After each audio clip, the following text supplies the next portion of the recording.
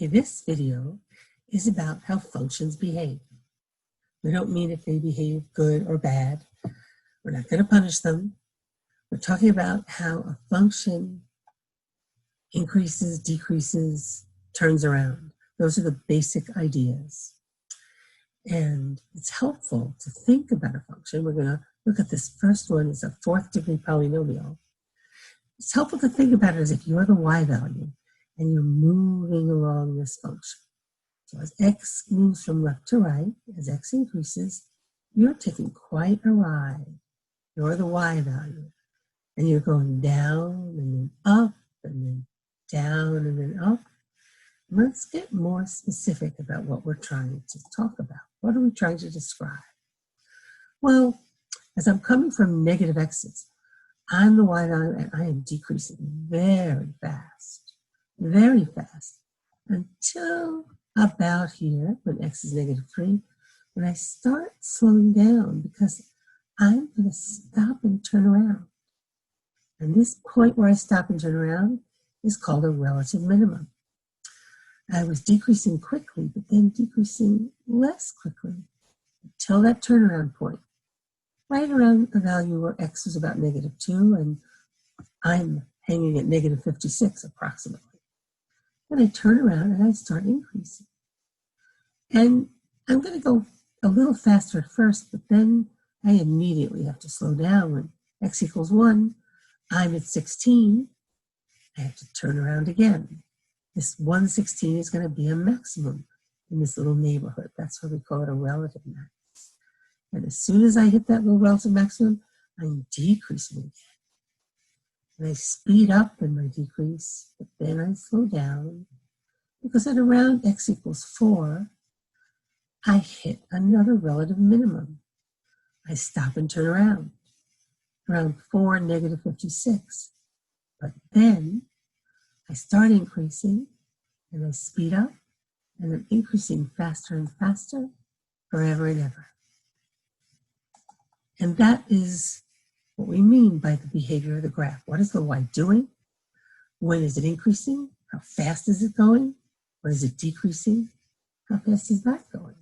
And when does it turn around? Now we're going to look at some simpler graphs. We're going to look at some stories. The idea here is that the behavior of the graph helps you understand the story that the graph is telling you.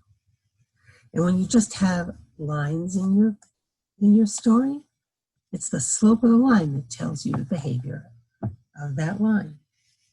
So here we have two creatures, Dakota and Jock. Dakota runs faster than Jock.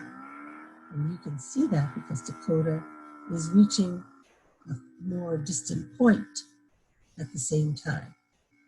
At five minutes, let's say this is, Dakota is 45 miles away and Jock is only 40 miles away. These are amazing creatures, how fast they go.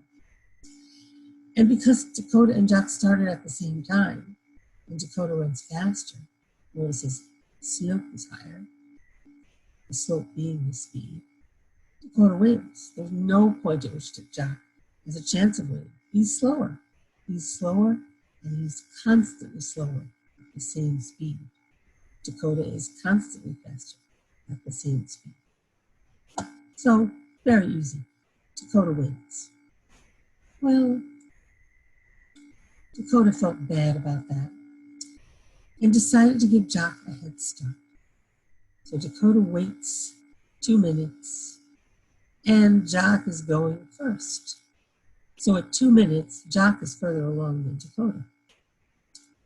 But notice the slope of Jock's line, the speed, is slower. So they're going to intersect because Dakota starts at 2 minutes and is going faster. And by the 6-minute mark, Dakota overtakes Jock and wins the race. In 7 minutes, Dakota is ahead and he's going to stay ahead. Again, what's happening here are the two things that are affecting it are the behavior of these lines, the slope of the line and the x-intercept of the line. Let's go to another example. Story number 3. In this story, even though Dakota is much faster than Jock, Dakota gives Jock too much of a head start. Here's Dakota. He doesn't start until 2 minutes and some number of seconds, and Jock remains ahead of him. At 7 minutes, Jock is still ahead. So just by moving that x-intercept a little bit, the behavior of Dakota's line, keeping the slope the same, Jock is now the winner. The graphs that you're going to look at as you move on in your studies may be far more complicated. But looking at these stories and looking at how the behavior of the graph, which is related to slope and intercepts, matters so much here, think how much more the behavior of a 3rd degree or 4th degree equation might matter when they're going up and down and speeding up and slowing down. We're going to look at many more complex graphs in your study of functions. As you move on and you take calculus, calculus gives you many analytic techniques to tell you what the behavior of a function is.